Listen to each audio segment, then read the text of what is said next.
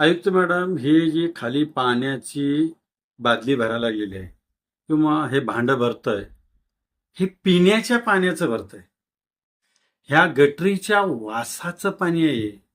हे पाणी जर तुम्ही पिऊन दाखवलात ना आयुक्त मॅडम, खरंच तुम्हाला मी 1,00,000 रुपये बक्षीस देतो. इतकी वाईट परिस्थिती आहे हो.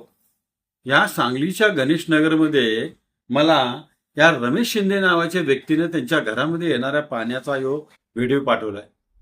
त्या पाण्याचा वास जरी घेतला तर अंगावर काठी उभारतात.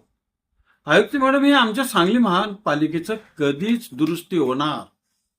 यांना ब्रेक कधी लागणार का? दिवसेंदिवस दिवस ढकलायचं काम चाललंय. वाईट परिस्थिती आहे हो. जनतेचा पैसा मातीत घालतात हे नालायक अधिकारी लोक. तुम्हाला राग येईल, तुम्हाला नालायक काम म्हणू नये याचं बॅनर कुठं लावा. तुमच्याकडे काय कर्तृत्व आहेत? अरे, पिण्याचं पाणी इतकं वाईट देता तुम्ही. 70 MLD वर करोडो रुपये घातले सा. लाजा नाही वाटल्या तुम्हाला? आणि हे पाणी असलं पाचताय सा. आणि कारण काय सांगताय? अरे, लिकेजवर कोट्यावधी रुपये खर्च करताय. लाज वाटायला पाहिजे तुम्हाला.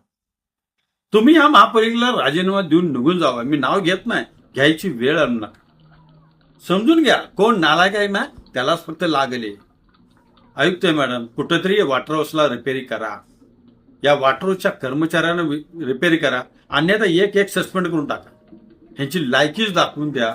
एवढंच मी तुम्हाला सांगतोय, कारण लोकांनी इतकं घाण पाणी पाजतात. एक तर पाणी वेळेत देत नाहीत, आणि 24 तास पाणी देणार म्हणून 70 MLD वर करोडो रुपये खर्च केले जनतेचे नीच लोकांनी. घ्या, मी चिडून बोलतोय मॅडम. मी अजून सांगतो, हे वाईट परिस्थिती बंद व्हायला पाहिजे.